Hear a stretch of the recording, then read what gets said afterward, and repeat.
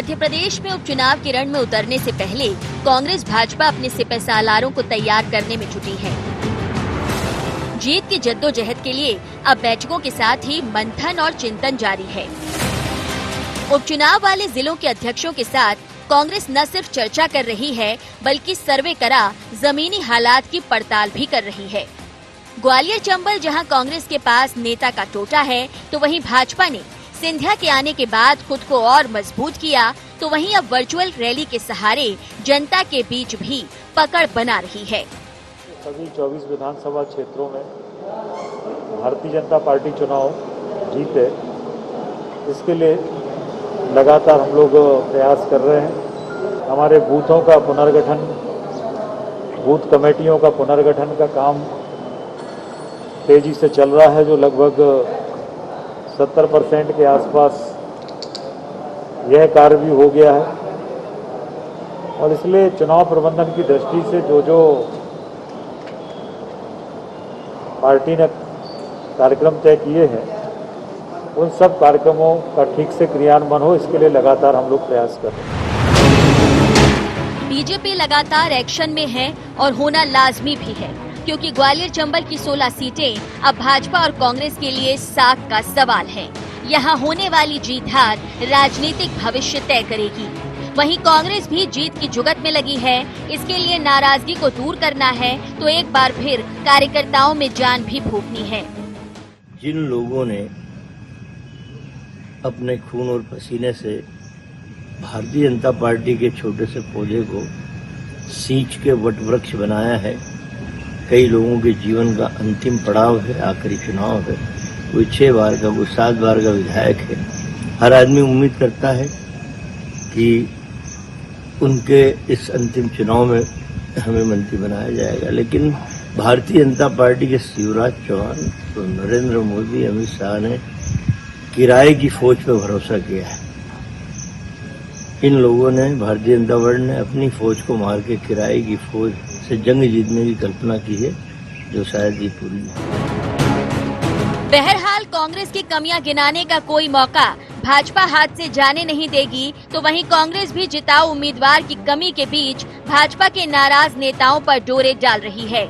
लेकिन 24 सीटों पर जीत के लिए दोनों ओर से की जा रही मशक्कत में चंबल में किसका दबदबा दिखेगा, फिलहाल इसका इंतजार है।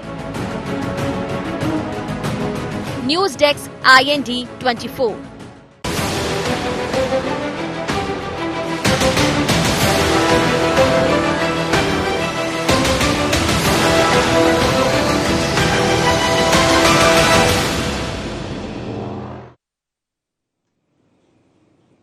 नमस्कार, शार्प एट 7 में आपका स्वागत है। मैं हूं आपके साथ मुक्ता पाठक।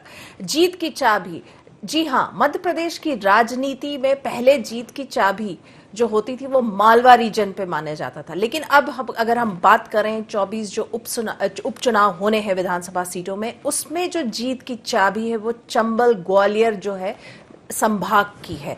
और वहां पे जो है बीजेपी और कांग्रेस दोनों जो है वो अपना पूरा दम खम लगा रही है। क्यों? क्योंकि दोनों की नाक का सवाल है, साख का सवाल है। जो बड़े नेताओं हैं उनके भी साख का, प्रतिष्ठा का प्रश्न है।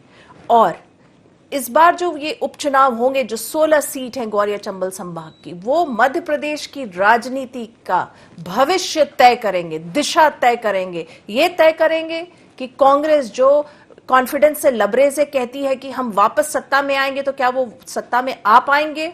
और बीजेपी जो अभी जिसने कांग्रेस का तख्ता पलट करके सत्ता काबिज की है, वो उसका जो राह है और आसान होगा कि नहीं? तो चलिए इसी विषय पे हम बात करेंगे। जीत की चाबी। मेरे साथ स्टूडियो में मौजूद हैं हमारे editor in chief Sunil Shrivastava, मेरे साथ फोन लाइन पे हैं के मिश्रा जी, और मेरे साथ हैं फोन लाइन पे वेद प्रकाश शर्मा जी। आप सबका शार्प एट 7 में बहुत बहुत स्वागत है। सबसे पहले तो आप ही के पास आऊंगी के मिश्रा जी, क्या कहेंगे आप वहीं पे, अगर हम कहें तो आप तो डेरा डाले हैं ग्वालियर में, वहां पे पूरा जो है आप अगर हम कहें तो प्लान तैयार कर रहे हैं कि कांग्रेस का कैसा प्लान रहेगा, क्या रणनीति रहेगी, किस तरह का कॉन्फिडेंस है कांग्रेस में? हालांकि कांग्रेस तो क्लेम करती है कि वो उसका प्रदर्शन जो है आने वाले उपचुनाव में बहुत अच्छा होगा। मुक्ता जी, लगभग 1.25 माह से मैं कंटिन्यू ग्वालियर में हूँ और जो नब्ज यहाँ की जनता की और कांग्रेस के वे कार्यकर्ता जो अब अपने आप को आजाद महसूस कर रहे हैं, उनको जितना भी मैं टटोल पाया हूँ, उस आधार पर बड़े कॉन्फिडेंस से मैं आपको साक्षी मानते हुए कह रहा हूँ कि मध्य प्रदेश में कमलनाथ जी की सरकार की पुनर्वापसी होगी, क्योंकि जिस ढंग से जनादेश को पैसों के दम पे खरीदा है, उस बात को लेकर आम जनता में बहुत आक्रोश है और जनता का कहना इतना है कि अब वह मध्य प्रदेश में नहीं चल पाएगा कि वोट हमारा और धन तुम्हारा। उस आधार पर जनता कांग्रेस को वापस लाने के मूड में पूरी तरह बैठी हुई है और माननीय कमलनाथ जी के जो 15 माह का कार्यकाल था, उसको लेकर जनता में बड़ा अफसोस है कि किस तरह से उनके एक विजन वाले लीडर को टेलीविजन वाले नेताओं ने ध्वस्त किया है। जी बिल्कुल, आप कह रहे हैं कॉन्फिडेंस है, बार बार ये बात जो है कांग्रेस इस तरह का परसेप्शन बना रही है, गद्दार वर्सेस खुद्दार, तो क्या लग रहा है इस परसेप्शन का फायदा मिलेगा आप लोगों को? बिल्कुल मुक्ता जी, गद्दार वर्सेस खुद्दार और बिकाऊ वर्सेस टिकाऊ, उसमें एक और ऐड कर लीजिए कृपा करके आप। जी। और हमारे समक्ष 15 माह वर्सेस 15 साल भी एक मुद्दा है और वो प्रदेश की जनता देख चुकी है। जी हेलो जी, बोले, सुनाई दे रही है, आपकी आवाज आ रही है हमारे तक। जी, मैं वही निवेदन कर रहा हूँ आपसे कि 15 माह बनाम 15 वर्ष भी हमारे लिए एक बड़ा मुद्दा है। हम जनता के बीच इन बातों को लेकर जाएंगे कि किस ढंग से लोकतंत्र से के माध्यम से एक निर्वाचित सरकार को धन कुबेरों ने माफियाओं के, गुंडों के और काला धन करने वाले लोगों को पैसों के दम पर खरीदा है। जी चलिए, वेद प्रकाश शर्मा जी आपके पास आऊंगी, क्या कहेंगे आप? ये कांग्रेस का दावा है कि इस बार के जो उपचुनाव होंगे वो जनता वर्सेस जो है बीजेपी रहेगा, मतलब कि जनता जवाब देगी आप लोगों को, बीजेपी चुनाव नहीं लड़ेगी, जनता लड़ेगी चुनाव। देखो, कोई यदि ख्वाब देख रहा है तो उसे देखने में किसी को आपत्ति नहीं होना चाहिए, लेकिन अपन जानते हैं कि देवा स्वप्न कभी फलित नहीं होते और वास्तव में ये लड़ाई स्वाभिमान और अभिमान की है। ये लड़ाई भ्रष्ट कांग्रेस की जो सरकार रही उसकी और ईमानदार भारतीय जनता पार्टी के नेतृत्व की है। ये जनसेवा की लड़ाई है, इसलिए हम 100% सरकार पूरे बहुमत के साथ बनाएंगे और इस अंचल में सारी सीटें हम चुनाव में जीतेंगे। जी चलिए, सुनील जी आपके पास आती हूं। जैसे हम बात कर रहे हैं जीत की चाबी, इस बार जो चाबी है राजनीति, मध्य प्रदेश की राजनीति की अगर हम कहें चाबी, तो वो ग्वालियर चंबल संभाग में है। क्या आप कैसे देख रहे हैं पूरे मामले को? हाँ बिल्कुल मुक्ता जी, क्योंकि 24 में से 16 सीटें ग्वालियर चंबल क्षेत्र की हैं और यहाँ पर जिसका परफॉर्मेंस बेहतर होगा सरकार बीजेपी, क्योंकि सिर्फ 9 सीटें चाहिए, कांग्रेस को हालांकि 24 सीटें चाहिए, तो कांग्रेस को इसके अलावा भी बाहर भी पूरा बेहतर प्रदर्शन करना पड़ेगा। लेकिन अगर हम बात करें तो ग्वालियर चंबल में जिस प्रकार से आपने कहा और जिस प्रकार से वेद प्रकाश जी भी कह रहे हैं कि स्वाभिमान और अभिमान की ये लड़ाई है, यहाँ पर खुददारी और गद्दारी की, टिकाऊ और बिकाऊ की लड़ाई है, इसके साथ कुछ और फैक्टर काम करेंगे मुक्ता जी। यहाँ पर सबसे बड़ा मुद्दा यहाँ जो रहने वाला है, बीजेपी की अगर हम बात करें तो बीजेपी नेता भले इस बात से इनकार करें कि किसी भी प्रकार से बीजेपी में बेहतरघात नहीं होगा, लेकिन इससे इनकार नहीं किया जा सकता, क्योंकि कई लोगों के टिकट, कई लोगों के अरमान जो हैं वो सिंधिया जी के साथ जो समर्थक आए हैं उसके साथ ही उनके बह गए हैं। साथ ही अगर हम बात करें मंत्रिमंडल विस्तार में जिस प्रकार से देरी हुई, विभागों के बंटवारे को लेकर जिस प्रकार से देरी है, तो कहीं ना कहीं बीजेपी में भी एक मैसेज जा रहा है, जनता में भी एक मैसेज जा रहा है कि सिंधिया जी या उनकी टीम के कारण ये सब देरी हो रही। क्योंकि इससे पहले अगर हम देखें, शिवराज जी के 3 कार्यकालों को देखें, इतनी देरी कभी नहीं हुई। मंत्री पद की शपथ होती थी, अगले दिन विभाग बढ़ जाते थे, जिलों के प्रभार सौंप दिए जाते थे, मंत्रालय में कक्ष आवंटित हो जाते थे, बंगले आवंटित हो जाते थे। इस प्रकार की माथापच्ची या खींचातानी देखने को बीजेपी में कभी नहीं मिली, जैसी कि इस बार देखने को मिल रही है। जैसे कि अगर हम बात करें तो एक सांसद हैं गणेश सिंह, उन्होंने साफ तौर पर कह दिया है, उनका स्टेटमेंट भी आया कि अगर सिंधिया के कारण विभागों के बंटवारे में देरी हो रही है तो बीजेपी को एक बार फिर पुनर्विचार कर लेना चाहिए। चाहे हम यहाँ पर पारुल साहू की बात करें, चाहे हम यहाँ पर अजय बिश्नोई की बात करें, लगातार बीजेपी के जो वरिष्ठ नेता हैं वो लगातार संगठन को चेता रहे हैं, सरकार को चेता रहे हैं। तो ये भी एक मुद्दा ग्वालियर चंबल में रहने वाला है और इसी के आधार पर मतदाता भी अपना वोट करेगा। मुक्ता जी, बिल्कुल सही कहा आपने कि जो बात कर रहे हैं कि कहीं ना कहीं जो अभी जो जिस तरह से परसेप्शन बन रहा है, इससे पहले जो था वो अगर बहुत ज्यादा फेवर में नहीं था तो डिसफेवर में भी नहीं था सिंधिया और उनके समर्थकों का। लेकिन अब जो माहौल बन रहा है, जो कांग्रेस बार बार कह रही थी, लेकिन अब बीजेपी में जिस तरह के विरोध के स्वर उठ रहे हैं और लोग समझाइश दे रहे हैं सिंधिया को भी। देखिए, पहले मंत्रिमंडल विस्तार में इतना लेट हुआ, अब आज 8 दिन से लगभग ज्यादा हो गए और विभाग का अता पता नहीं है। हालांकि मंत्री तो बन गए, शपथ ले लिया, गाड़ियां मिल गई हैं, उन लोगों को कक्ष अलॉट हो गया, लेकिन सब मंत्री जो है बिना विभाग के हैं। तो ये भी एक परसेप्शन है, इस पे हम आगे चर्चा करेंगे। वक्त हो चला है शार्प एट 7 पे एक बहुत छोटे से ब्रेक का। के मिश्रा जी आप, वेद प्रकाश शर्मा जी आप दोनों बने रहिएगा फोन लाइन पे, हम जल्द ही लौटेंगे एक छोटे से ब्रेक के बाद।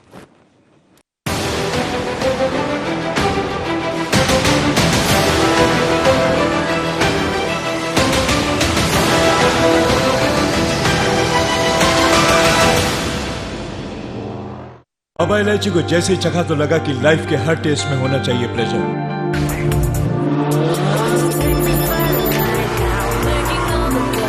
बाबा इलायची, what's your pleasure?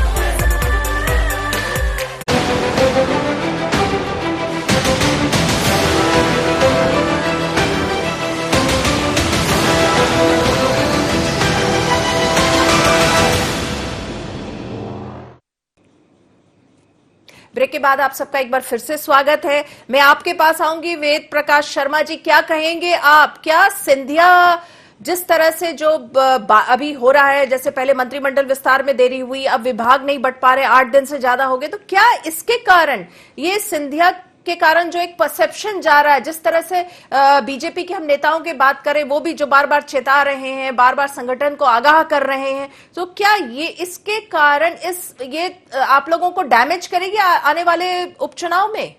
Bharatiya Janata party में किसी तरह का असंतोष नहीं है। भारतीय जनता पार्टी वैचारिक अधिष्ठान पर चलने वाली पार्टी है। मंत्रिमंडल का विस्तार हो या विभागों का वितरण हो, इसको लेके इस तरह की बातें कुछ लोग अनावश्यक फैला रहे हैं। इसमें कहीं किसी का कोई दबाव नहीं है, ये नेतृत्व के मंथन का विषय है। जैसे ही इस विषय को पूरा होंगे तो सारे विभागों का बंटवारा कर दिया जाएगा। इसमें किसी का तो ना दबाव है, ना 8 दिन का मंथन, 8 दिन से ज्यादा हो गए, इतना मंथन लगता है विभागों के बंटवारे में? क्या है, कांग्रेस के पास कोई मुद्दा नहीं है तो वो अनावश्यक कुछ चीजों को तूल देने का प्रयास कर रहे हैं। कांग्रेस की बात नहीं, ये तो परसेप्शन, एक मिनट शर्मा जी, ये तो परसेप्शन बन रहा है। देखिए, जनता के बीच में ये परसेप्शन जा रहा है कि सिंधिया जी के कारण मंत्रिमंडल विस्तार लेट हुआ, उनके समर्थकों के कारण, अब जो है उन्हीं के कारण, उनके समर्थकों को अच्छे विभाग देने के कारण विभाग का बंटवारा डिले हो रहा है। तो एक ये परसेप्शन तो बन रहा है ना जनता के बीच में, क्या इसका नुकसान होगा बीजेपी को आने वाले उपचुनाव में, ये सवाल है। कांग्रेस ने एक परसेप्शन झूठा फैला के कि हम श्रीमंत ज्योतिरादित्य सिंधिया को मुख्यमंत्री बनाएंगे, लेकिन उस समय जनता को लगा था कि हमारे अंचल का मामला है, हमारे मान सम्मान का मामला है, और इसलिए इस अंचल से कांग्रेस को भारी बहुमत मिला था। लेकिन ये दूरा दिखाया कोई और दूरा बन कोई और गया। इस नाते यहाँ की जनता बहुत नाराज है और इसका बदला इस चुनाव में जरूर लेगी। लेकिन शर्मा जी, ये तो आप लोगों ने भी किया, सबसे ज्यादा बीजेपी को सीट्स विंध्य रीजन से मिला है, लेकिन आप लोगों ने तो मंत्री एक भी नहीं बनाए, वहां से भी तो लोगों ने विरोध किया है कि एक भी आप लोगों ने मंत्री वहां का नहीं बनाया। नहीं बनाया, कहाँ से नहीं बनाया? विंध्य क्षेत्र से। देखो, ये मुख्यमंत्री का और पार्टी का निर्णय है कि हमें कहां से किस चीज को बनाना है। ये कोई आवश्यक नहीं होता कि जनता जो आप कहें या मीडिया कहे या कांग्रेसी कहे वहां से हमें बनाना आवश्यक है। क्या हमें जब जैसी जरूरत पड़ती है वहां हम वैसा निर्णय देते हैं। हमें जब आवश्यकता तो फिर यही तो कांग्रेस को भी लगा होगा ना कि कमलनाथ सही है मुख्यमंत्री पद के लिए, इसलिए उनको मुख्यमंत्री बना दिया गया। लेकिन हमारा जो सवाल है वो दूसरा है, वो ये है कि सिंधिया और उनके समर्थकों के कारण जो परसेप्शन जनता में जा रहा है, क्या उससे भाजपा को आने वाले उपचुनाव में दिक्कत होगी? मुख्यमंत्री के रूप में न तब स्वीकार किए गए थे प्रदेश में, न आज स्वीकार किए जाएंगे। आप कांग्रेस वाले जो लोग कह रहे हैं कि हम 1.5 महीने से यहाँ रह रहे हैं, अरे रह के करोगे क्या? तुम्हारे पास जमीन नहीं है, क्या में जुताई करोगे? तुम काय में बुवाई करोगे? चलिए पूछ लेते हैं मिश्रा जी, क्या कर रहे हैं आप वहां पे 1.5 महीने से ग्वालियर में? पूछ रहे हैं बीजेपी वाले। आपके पास ना उम्मीदवार है, ना आपके पास कार्यकर्ता है। पहली बात तो ये कि शर्मा जी कितने बड़े नेता हैं। मैंने अभी तक 45 साल के राजनीतिक जीवन में इनका नाम नहीं सुना है। मैं क्या कर रहा हूँ या क्या नहीं करूंगा, उसका जवाब ग्वालियर की जनता और परिणाम देगा। और हम मुख्यमंत्री किसे चुने, ये हमारा विवेक है। उसके लिए शर्मा जी के सुझाव आमंत्रित नहीं किए कांग्रेस पार्टी ने, ये हम किसे मुख्यमंत्री बनाए और किसे नहीं बनाए। और यदि ये कह रहे हैं कि ज्योतिरादित्य सिंधिया के चुनाव के चेहरे पर हम लोग चुनाव जीते हैं, तो आप खुद बता दीजिए कि उनके ड्राइवर केपी यादव से क्यों हार गए ज्योतिरादित्य सिंधिया, यदि इतने बड़े नेता हैं तो। और 40 साल से ज्योतिरादित्य सिंधिया का खानदान ग्वालियर में राजनीति कर रहा है, आज तक महापौर नहीं बनवा पाए वो अपना कांग्रेस का, तो कितने बड़े नेता हैं इससे पता लग जाएगा। चलिए एक सवाल आपसे के मिश्रा जी, जिस तरह से अभी हम बात कर रहे थे, मैं पूछना चाह रही थी वेद प्रकाश शर्मा जी से, हालांकि उन्होंने इस सवाल का जवाब नहीं दिया, लेकिन जो परसेप्शन अभी जनता के बीच में जा रहा है ज्योतिरादित्य सिंधिया और उनके समर्थकों को लेकर, पहले मंत्रिमंडल विस्तार में देरी, अब विभाग के बंटवारा में देरी, इसका क्या फायदा होगा कांग्रेस को और नुकसान होगा बीजेपी को आने वाले उपचुनाव में? देखिए, कांग्रेस को तो फायदा ही फायदा है कि जो हमारी पनौती थी, जो हमारी लीडरशिप से ब्लैकमेलिंग करती थी, वो भाजपा में पहुंच गई है। हमें तो फायदा ही फायदा है। आपको लग रहा है उपचुनाव में आपको फायदा होगा, कांग्रेस को फायदा होगा? 1000% फायदा होगा, क्योंकि गुलाम मानसिकता के लोग उनके साथ चले गए हैं और जो मूल कांग्रेसी है वही अब कांग्रेस पार्टी में है, जो नए नेतृत्व के रूप में उभर कर ग्वालियर चंबल संभाग में सामने आएगा। लेकिन ये कहा तो ये जा रहा है कि आप लोगों के पास उम्मीदवारों का टोटा है ग्वालियर चंबल संभाग में, कार्यकर्ता नहीं है, बूथ वर्कर्स नहीं है कांग्रेस के पास। देखिए, टोटा नहीं है। मैं सार्वजनिक तौर पर आपके बीच में इस बात को स्वीकार करता हूं कि हमने गद्दारों पर बड़ा विश्वास किया था। ग्वालियर चंबल संभाग में वो जो कहते थे हम करते थे, और वो गुलाम पैदा करते थे, लीडर पैदा नहीं करते थे। तो गुलामों की फौज उनके साथ चली गई। अब लीडर जो होगा वो पैदा होकर कांग्रेस पार्टी में है, और आप देखिएगा हमारे कैंडिडेट आएंगे और भाजपा को घर बैठाएंगे, ये मैं दावे के साथ कह रहा हूँ। चलिए, लेकिन ये भी एक आप लोगों के लिए आत्ममंथन का विषय है कि इतना बड़ा नेता आपकी पार्टी को छोड़ गया और उसके साथ 22 अपने समर्थकों को ले गया। ये भी तो कांग्रेस के लिए मंथन का विचार है। भले वो आप कह रहे हैं कि वो आप लोगों की पनौती टली, ठीक है, लेकिन ये भी तो एक बात है ना। आप देखिएगा कि जो 22 बिके हैं, हाँ, उनमें कितने लोग हाउस में पहुंचते हैं वो भी देख लीजिएगा। 2-3 महीने की बात है। चलिए सुनील जी, आपसे पूछूंगी, आप क्या कहेंगे? आपने सुना पूरा, दोनों का डिस्कशन सुना, क्या लग रहा है आपको?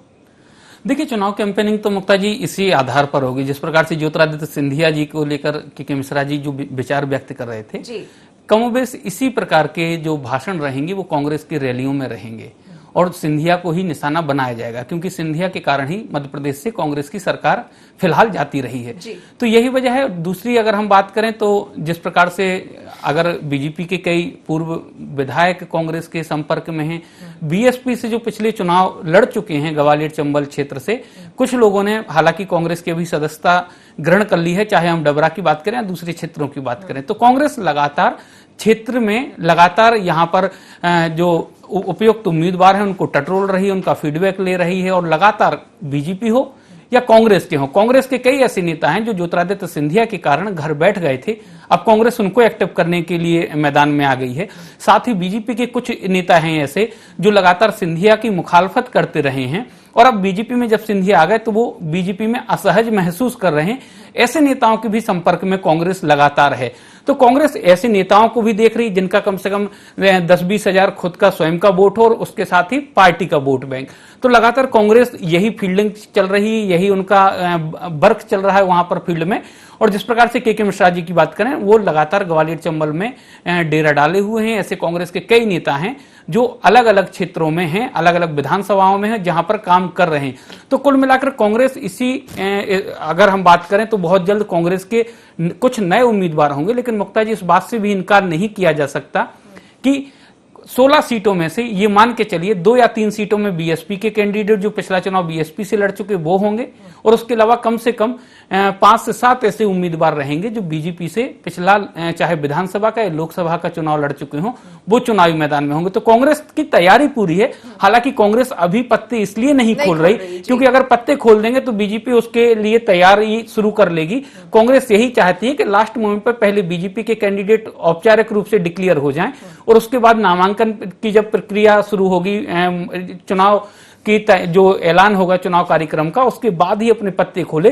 तो फिलहाल कांग्रेस की जिस प्रकार से मंडपम उप मंडपम स्तर की जो मंडलम स्तर की जो तैयारी है कांग्रेस उसको पूरा कर रही है। बूथ के पदाधिकारियों को नियुक्त कर रही है, पन्ना प्रभारी तक नियुक्त किए जा रहे हैं, लेकिन ये सब कुछ गोपनीय तरीके से और शांतिपूर्वक तरीके से कांग्रेस कर रही है। मिश्रा जी, आपसे पूछना चाहूंगी, ऐसा भी है कि कांग्रेस जो है पीसीसी जो है वो पूरी तरह ग्वालियर में शिफ्ट करने का भी प्लान चल रहा है?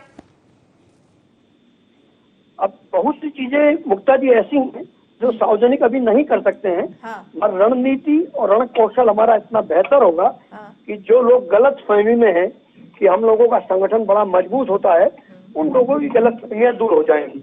चलिए, आप लोग जवाब देने के लिए पूरी तैयारी कर रहे हैं, लेकिन अगर हम बात करें तो मिश्रा जी, जिस तरह से बीजेपी सोशल मीडिया का इस्तेमाल कर रही है, जिस तरह से वर्चुअल रैलीज आए दिन कर रही, कहीं ना कहीं इसमें मात तो दे रही है वो कांग्रेस को। कांग्रेस का सोशल मीडिया अगर हम देखें तो वो कहीं ना कहीं उतना उस बीजेपी के हिसाब का नहीं है। वर्चुअल रैली की अगर हम बात करें तो जिस तरह से हर एक दिन, दूसरे दिन, 2 दिन में जो वर्चुअल रैली हो रही है, वो बीजेपी बहुत एकदम से इलेक्शन मोड में हम कहें तो आ गई है, और आप लोग भले ही काम कर रहे हैं लेकिन सब बंद कमरे में हो रहा है। मुक्ता जी, सीधे एक प्रमाण से ही मैं अपनी बात की आपके समक्ष पुष्टि कर दूंगा कि बीजेपी ने जितनी वर्चुअल रैली की है उससे भारी हमारी एक एक्चुअल रैली सिंपल कार्यकर्ताओं की मीटिंग बतौर थी। कमलनाथ जी बदनावर गए थे, तो हमने उस कमलनाथ जी की रैली में ही उस बात का जवाब दे दिया कि उनकी सारी वर्चुअल रैली में जितनी क्वांटिटी इकट्ठी होती है उससे कहीं 10 गुना ज्यादा बदनावर में कमलनाथ जी की उस मीटिंग में एक्चुअल वहाँ वर्कर थे, पब्लिक थी, और आप लोगों ने ही दिखाया है। मैं तो खैर बदनावर नहीं था, मगर सोशल मीडिया और प्रिंट मीडिया में ही जो तस्वीरें हमने देखी है उसने उनकी वर्चुअल रैली की गलाई खोल दी है। चलिए, वेद प्रकाश शर्मा जी, आपसे पूछूंगी, क्या कहेंगे आप इत्तेफाक रख रहे हैं मिश्रा जी ने अभी जो कहा कि उनकी एक्चुअल रैली आप लोगों की वर्चुअल रैली और सोशल मीडिया जो है उस पर भारी पड़ रहा है? पता नहीं है वो क्या सोचते हैं क्या नहीं सोचते, लेकिन ये हिंदुस्तान और हिंदुस्तान की मीडिया और आम जनता भी जानती है कि भारतीय जनता पार्टी का संगठन बहुत मजबूत है, और भारतीय जनता पार्टी का संगठन हमेशा इलेक्शन मोड में रहता है। हमें कोई अलग से बहुत आवश्यकता नहीं पड़ती चुनाव की तैयारी की, हमारा बूथ तक पहले से ही प्रबंधन है सारा। और इसलिए चुनाव में वास्तव में जब आने वाला समय होगा, चुनाव आएंगे, परिणाम आएंगे, तो आप मुझे फिर जोड़ना, फिर मैं बताऊंगा कि मैंने कितना उस समय कहा था, वो कितना सटीक बैठा है। भारतीय जनता पार्टी वैचारिक अधिष्ठान पर चलने वाली पार्टी है, यहाँ संतोष असंतोष का बहुत ज्यादा मायने नहीं होता। चलिए, वेद प्रकाश शर्मा जी और के मिश्रा जी, आप दोनों का बहुत बहुत धन्यवाद, आपने इस डिस्कशन में हिस्सा लिया। जिस तरह से हम बात कर रहे थे जीत की चाबी, तो जो 24 उपचुनाव हैं और 16 सीट जो ग्वालियर चंबल संभाग की है, वो जो है वहां पे मेन जो है वो ताला है, वो चाबी है जो मध्य प्रदेश की राजनीति का भविष्य तय करेगा। और इसी पे जो है बीजेपी और कांग्रेस दोनों की निगाहें हैं, क्योंकि दोनों की प्रतिष्ठा का साख का सवाल है। तो शार्प एट 7 में इतना ही। आप बने रहिए IND 24 के साथ। नमस्कार।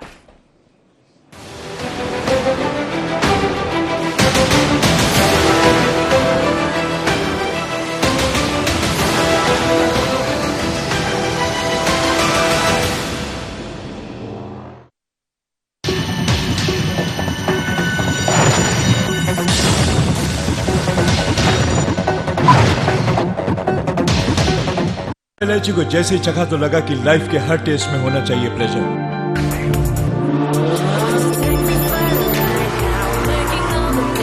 बाबा इलायची, व्हाट्स योर प्लेजर?